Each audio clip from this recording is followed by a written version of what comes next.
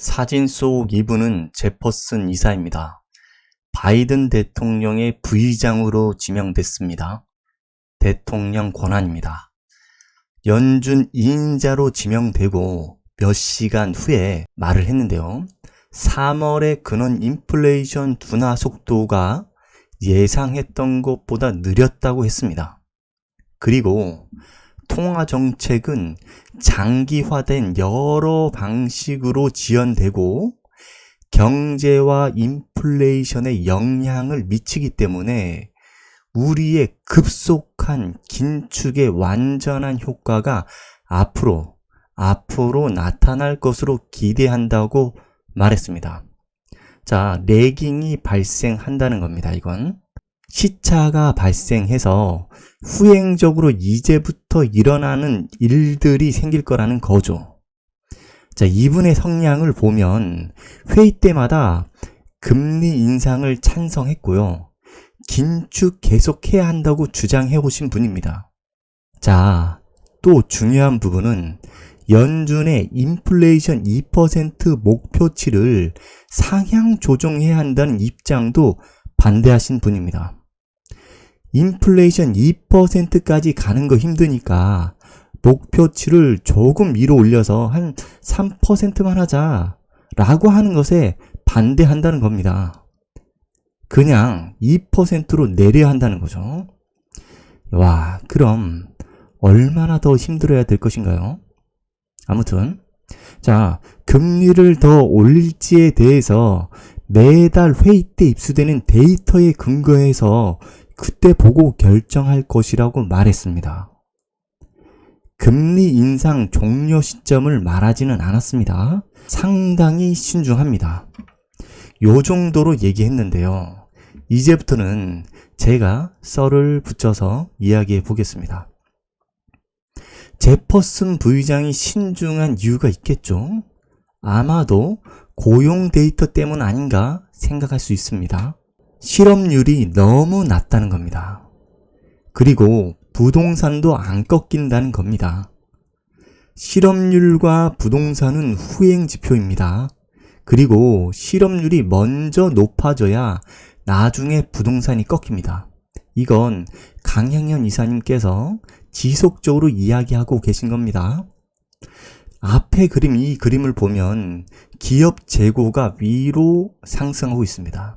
여기 맨 끝단, 여기서는 잘 안 보이지만 이사님이 어제 방송 차트를 보면 다시 위로 상승하고 있습니다. 이게 위로 상승하고 있습니다.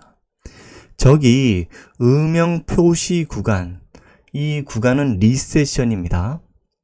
기업 재고가 상승할 때 리세션이 왔다는 겁니다. 기업 재고를 우리가 확인하는 이유는 기업이 물건을 쌓아놓는다는 건 안 팔린다는 거겠죠.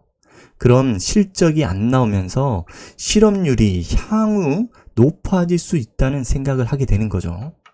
그래도 기업들이 대출을 받아서 잘 버틸 수만 있으면 좋겠지만 미국 은행들이 대출 태도가 지금 이렇게 지금 높아지고 있습니다. 상승하고 있다는 겁니다.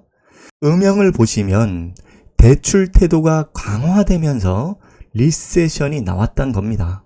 ISM 신규 주문자 지수입니다. 이건 ISM 제조업 지표 중에서도 선행 지표에 가깝다고 이사님께서는 말씀하십니다.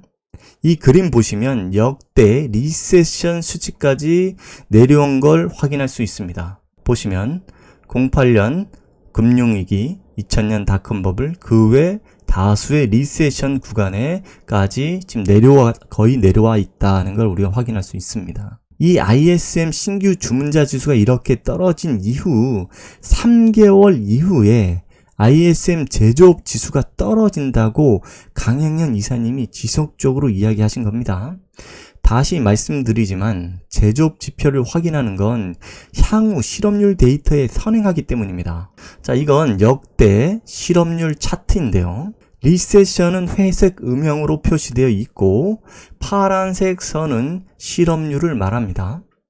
저기 리세션 올 때 차트 상승 각도 이 보시면 단기간에 위로 날아버리는 것을 볼 수 있습니다. 각도가 상당히 날카롭죠. 자세히 보시면. 자, 이건 전통적 시장 분석법의 우라가미 군요의 주식시장 사계절입니다. 이걸 좀 자세히 설명드리겠습니다. 주식시장의 흐름이 있는데요.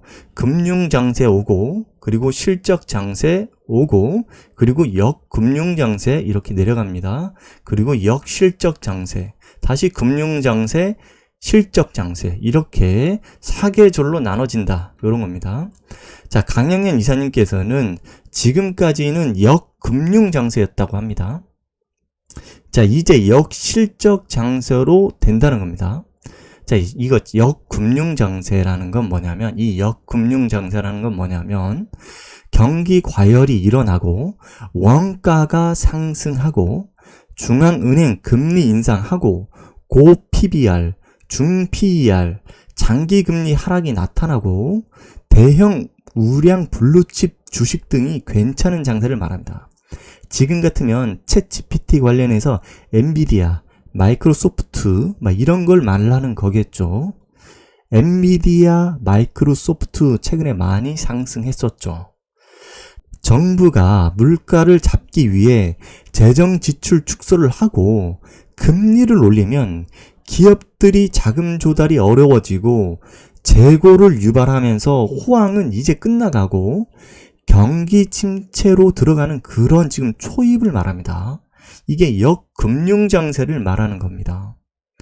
자, 그러면 역실적장세는 이건 뭐냐면 경기가 하락하고 기업 실적도 하락하고 금리 인하를 고려하고 주가도 폭락하는 그런 상태를 말하는데요. 주가 폭락 직전에는요, 테마주들이 막 움직인다는 겁니다. 소형주들이 막 급등락하고 경기 관련 대형주들이 지속적으로 하락하는 그런 양상이 펼쳐진다는 겁니다. 자, 미국 기업들 파산보호 신청 건수가 금융위기 이후 최대치를 보이고 있다고 합니다. 정리하겠습니다. 미국 연준 2인자인 제퍼슨 부의장이 이제부터 긴축 효과 나타날 것이라고 했습니다. 그 이유는 지표들이 선행, 동행, 후행 지표를 보고 판단하는데 후행 지표들이 부러질 것을 보고 있는 것 같습니다.